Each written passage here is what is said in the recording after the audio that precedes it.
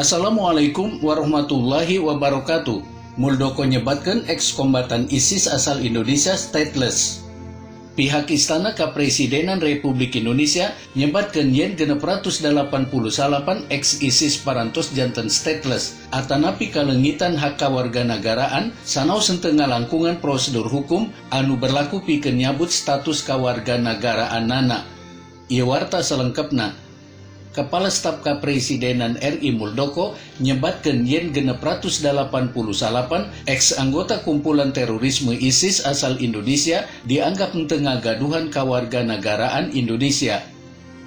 Parantos dicarioskeun stateless, saurna waktos dipanggihan di Kompleks Istana Kepresidenan Jakarta dinten Kemis 13 Februari. Numutkeun anjeunna, status kawarganagaraan Indonesia parantos secara otomatis dicabut henteu kedah ngaliwatan prosedur hukum anu aya pikeun nyabutna. Perkara ieu kusabab jalmi anu milih ngagabung ka kumpulan terorisme ISIS saleresna parantos gaduh kahoyong pikeun ninggalkeun Indonesia. Eta parantos jelas pisan dina undang-undang ngeunaan kawarganagaraan Indonesia, leres kusabab aranjeunna sorangan ngaku stateless. Paspor anu ku aranjeunna beulem mangrupikeun indikator saurna. Patali sareng dibeulem paspor, ieu memang henteu kacatet dina Undang-Undang Nomor 12 Tahun 2006 ngeunaan kawarganagaraan. Dina undang-undang kasebut, warga negara Indonesia dianggap leungit kawarganagaraanana. Contona upami anjeun ngagabung sareng tentara negara asing, dinas negara asing, atanapi ngucapkeun janji kasatiaan ka negara asing.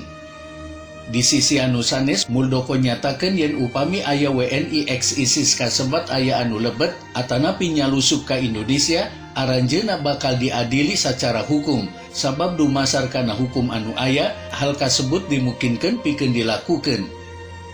Salajengna dina kajian rapat sareng Presiden, aya undang-undang anu nyebatkeun yen ngeunaan perkawis kawarganagaraan saha wae anu gaduh niat ieu tiasa diadilan. Janten kusabab aranjeunna angkat kaditu pikeun ngagabung sareng ISIS, nyaeta hiji organisasi terorisme, eta parantos lebet kategori eta. Teras upami aranjeunna mulih deui aya lengkah-lengkah panegakan hukum. Engke kumaha kalanjutanana pasti sapertos anu berlaku di Indonesia jelasna.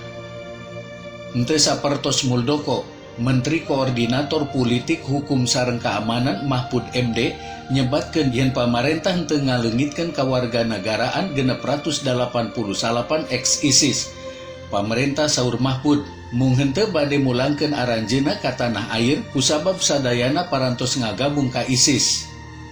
Tilas Ketua MK ieu ngajelaskeun yen proses pikeun ngabatalkeun kawarganagaraan hiji jalmi kedah ngalangkungan proses hukum anu berlaku. Kuring pan henteu ngaleungitkeun kawarganagaraan ngan aranjeunna henteu kenging mulih kumargi aranjeunna janten ISIS. Upami dicabut kawarganagaraanana kedah aya proses hukum, jelas Mahfud.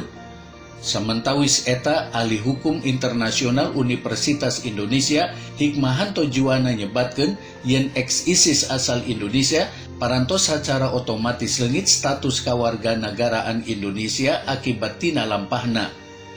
Dina pamanggihan kuring, eta secara otomatis leungit kawarganagaraanana, saurna pia pesen teks KPUI.